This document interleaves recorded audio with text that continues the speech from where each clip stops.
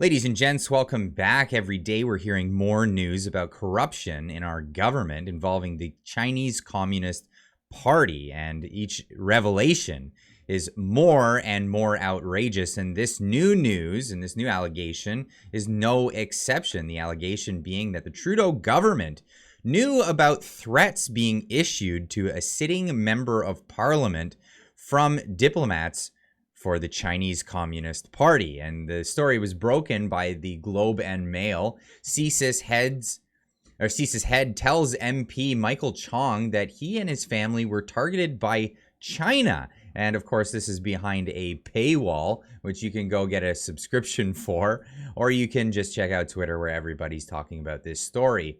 Lianne Rood saying, breaking news, the communist regime in Beijing attempted to target Conservative MP Michael Chong and his family, yet Justin Trudeau's government failed to inform him of the potential threat. Chong has been a vocal critic of the regime in Beijing, and it's alarming that his own government failed to protect him and his family. This is just the latest example of Justin Trudeau's incompetence when it came to national security and standing up to China. It's time for the Prime Minister to prioritize the safety of Canadians and stop playing nice with Beijing. Canadians deserve better than this. Now, well, incompetence, is it incompetence or is it willful? We're not sure just yet. But Pierre Poilievre saying this on the House of Parliament floor.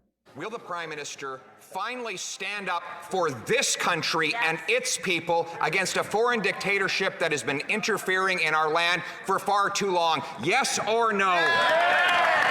So this is obviously just rhetoric at this point, but we're going to get into them actually trying to make some steps to go in the direction of looking into this. But first, people on Twitter, Andrew Koyane, holy cow, CSIS report says China security agency targeted Michael Chong's overseas relatives to make an example of him. Zhao Wei, a Chinese diplomat in Canada, was working on this matter.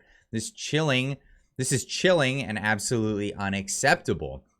And this is what we're hearing about. Now, Michael Chong himself put out a public statement talking about the Globe and Mail report regarding a diplomat of the People's Republic of China in Canada. And he says in this statement, I am profoundly disappointed to find out that find out through a Globe and Mail report that the Trudeau government knew 2 years ago a PRC diplomat working out of the consulate in Toronto was targeting my family in Hong Kong. The government did not inform me that the diplomat was targeting my family, nor did the government take any action to expel the diplomat responsible for orchestrating this intimidation campaign. In fact, the latest diplomatic and consular list of accredited diplomats provided by Global Affairs Canada shows that this diplomat, Mr. Wei Zhao, is still approved by the government to work in Canada. It is obvious and dumbfounding that the government continues to turn a blind eye to threats of foreign interference. And I'll leave the rest of this, I'll leave a link in the description so you can read the entirety of this. But for the sake of time, we're going to move on to, well, what's happening here. Now, he himself got up in front of the House of Parliament to ask Marco Mendicino, the Minister of Safety in Canada, what he did about the safety of his own MPs in the government on his watch when CSIS was informing the government about this, asked him when he knew about these threats. The government has had 24 hours to get some basic facts about the PRC diplomats' targeting of MPs. So here's my question. On September 10th, 2019, the Public Safety Minister issued a directive to CSIS ordering the service to inform the Minister of any matter or action of interest to the Minister. When was the Public Safety Minister or his office first made aware that a PRC diplomat, Mr. Wei Zhao, was targeting me or my family?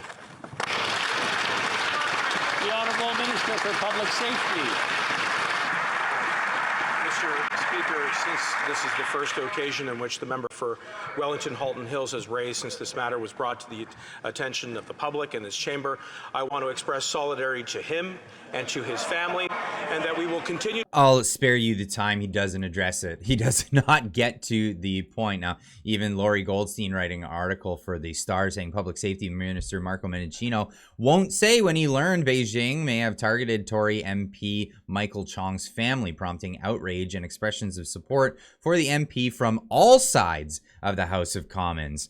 This is from all sides. So the cabinet, the Liberal cabinet, may have known about this 2 years ago and have done nothing. Why? Well, maybe it was politically expedient. Maybe it was helping them with their cause. These are only questions that we can pontificate about at this time because they won't talk about it. They won't get it out there. Now, of course, Andrew Scheer saying we need to raise this in Parliament. This needs to be debated about directly, not just brought up in question period. This needs to be a debate, and raises his concerns here and also talks about it in this video here. Thank you very much, Mr. Speaker. I'm rising to request an emergency debate on the issue of foreign interference by the communist regime in Beijing. The Globe and Mail published a report yesterday morning indicating that families of members of Parliament are subjected to an intimidation campaign orchestrated by PRC officials working out of Beijing's consulate in Toronto. In at least one case, this intimidation was in direct retaliation for a member's vote on a motion that the House adopted recognizing the PRC's treatment of Uyghurs as a genocide. These reports are informed by top secret information from Canadian intelligence services. Beijing's intimidation tactics are not limited to members of Parliament, but are being deployed against many Canadians of Chinese descent in diaspora communities across the country. These allegations are widely reported and well established through House of Commons committee testimony and reports by Canada's security establishment. It is a matter of fact that Beijing has sought and continues to seek to influence and intimidate Canadian citizens. Mr. Speaker, the fact that this retaliation was in direct response to a vote in this House, the fact that we just learned about this yesterday, and the fact that the Prime Minister did not answer multiple questions in the House yesterday, I believe adds weight to my request for an emergency debate. I do note that there's a take-note debate this evening, so I would encourage you to consider granting it either after that take-note debate expires or tomorrow evening at the end of government orders. Thank you very much, Mr. Speaker. And this seems like an honest request. Capel for his intervention.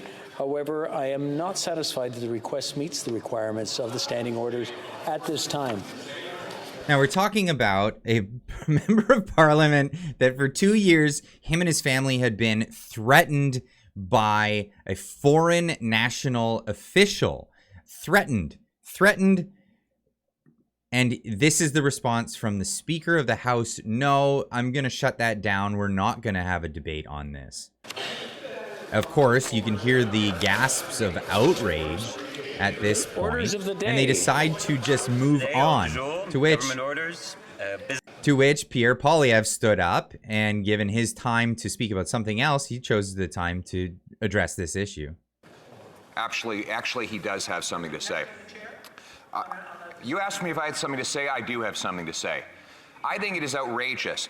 Here we stand in this Parliament to represent our constituents, and we need the ability. Later on, if he continues, he'll be ejected from the House. I have something. You asked me.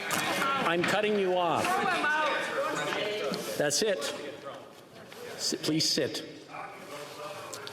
Mr. Poilievre, seconded by Mr. Aitchison, moves that given that after 8 years of this Liberal Prime Minister's inflationary policies, inflation has reached... So he goes on to read Pierre's actual statement that he had prepared for another talk, not about this particular issue. Now, this continued later on in the Parliament with Pierre Poilievre bringing this up once again.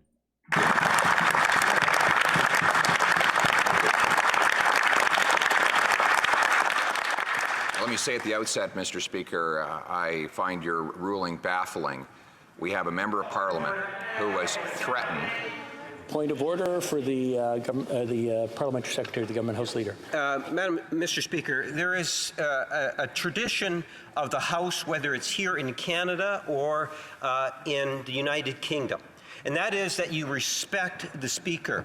I was patient as the leader point of of the order given, official and then opposition goes stood back in his to place as you read goes a back to motion. the Speaker anyway. We will look at that. Before we go any further, and please, it's not often that the Speaker explains himself, but this is an urgent matter that was brought up, and it was seriously looked at. Now, Was it? one of the things that comes up as making a decision for whether we actually have an emergency debate is, do we have an opportunity to debate this in the near future? So those immediately? opportunities were discussed, and that was something that was brought up, but it seems that they're denying the opportunity to talk about threats to an MP from a Chinese government official. This is no kidding. You can't make this up, folks. But here they're It's just this try to talk issue about it is still. so pressing. You have members of parliament who are being asked to debate and vote. So they cut the mic that's off. That's not acceptable. The honourable member for New Westminster They Burnaby. cut his mic off, and then Speaker, that we will decide Pierre Poilievre again jumps up and brings it up again. is relevant to our speeches. And you will not shut us down. Mr. Speaker, we think it is an emergency when any member of parliament faces threats against his family related to the votes conducted on the floor of this House of Commons. Nothing is more basic to our democracy than the ability of members to vote for their constituents' interests, not have to vote in order to protect their family members from threats and violence. Thank you. Order. Okay, Eric. Of course, this should be a bipartisan issue, but, well, Mr. Anthony Rota MP, well, is he being bipartisan? I'll let you guys decide. You can leave a comment in the comment section down below. He is, of course, a Liberal MP. Remember the Liberal caucus? That would be him squashing the debate on whether or not what was happening in the Liberal government at the time when an MP was being threatened. Now, Marco Mendicino saying that they've dropped these Chinese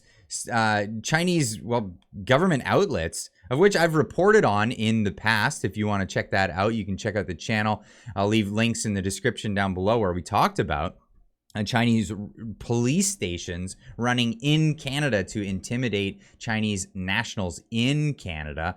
But despite the government saying that they shut them down, well, it turns out that that's not the case.